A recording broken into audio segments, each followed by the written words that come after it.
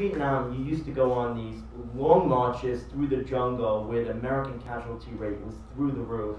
And in your autobiography, one of the best books that I've read, the front of the line, the back of the line, every day was just killed in action, unfortunately. How does a leader cope with fear? And did you wake up every day at that time thinking, today could be Colin's last day? Yes, first time I was in combat, it was going through a forested jungle in Vietnam, and I was about 8 or 9 people back from the front of the column. I was an advisor to a Vietnamese infantry battalion.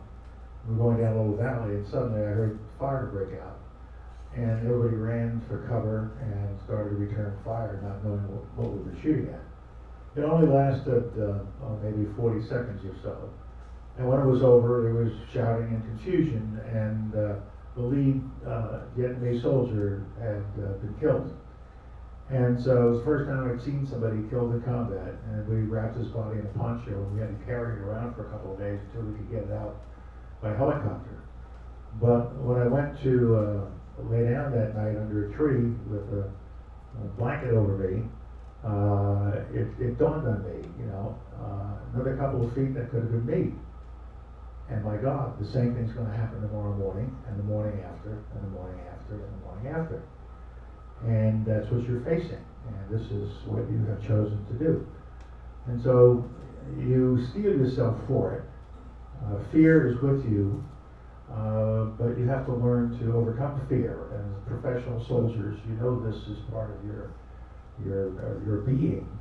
And as a leader, you have to convey to your soldiers that you are not afraid, you are not terrified.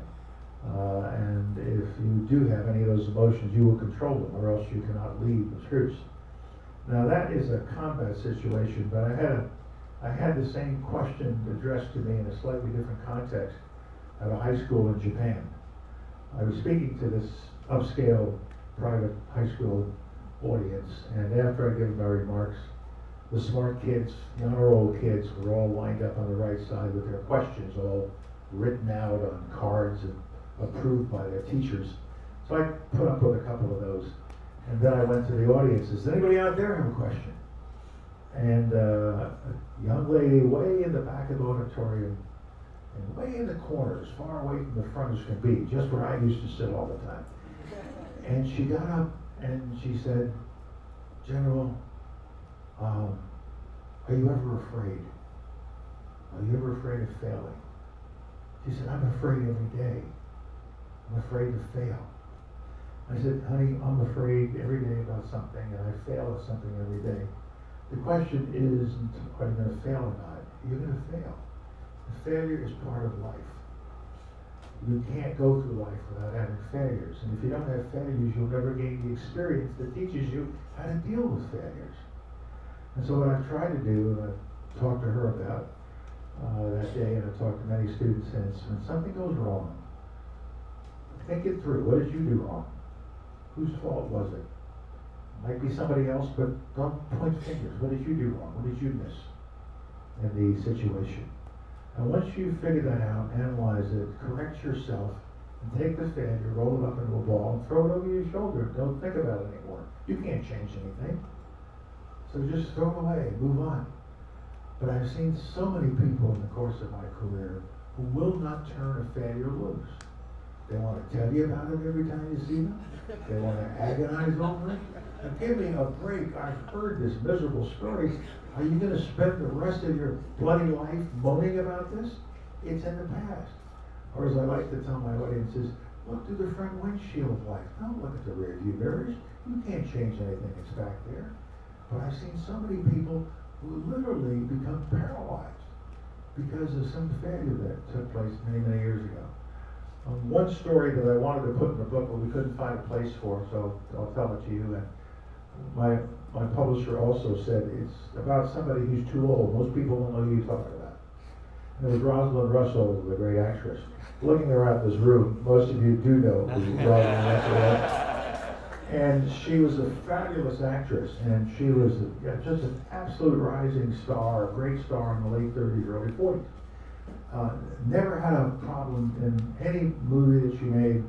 She was happily married, had a daughter, not living the Hollywood degrading lifestyle. And then she had a bomb, a real stinker of a movie. I mean, it was awful. And the critics just went after her. And so finally, she couldn't escape the press, and the press guy asked her, well, Miss Russell, wasn't that great disappointment? How terrible.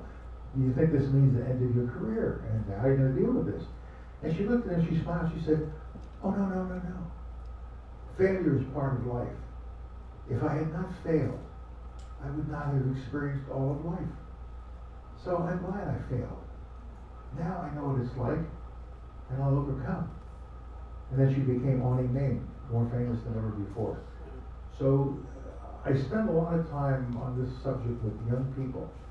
We're raising so many young people these days, especially, I would say, in parts of New York, who've never had anything go wrong in their little bitty lives. You know, we've insulated the playgrounds, so they're like mattresses now. How many of you remember the jungle gyms, the monkey bars from our age? You fall, you're hitting concrete. And we've got them all strapped into cars and whatnot. And so a lot of these young people are growing up never having failed. They're being protected by helicopter dads. I almost got in trouble with it. But the point is that they will fail. And if the first time they see failure is when they're in their teenage years and they have been expected to be absolutely perfect until then, doing everything asked of you. We sent you to the best schools, we paid for the best schools. And suddenly the kid has a failure. It can be enormously destructive to that young person. And so we have to somehow introduce into the growing up of our children an element of danger, not physical danger, but an element of you can go do something wrong, and an element of failure. This was never a problem in my life because I flunked and failed at just about everything they put in front of me until I finally got into the Army.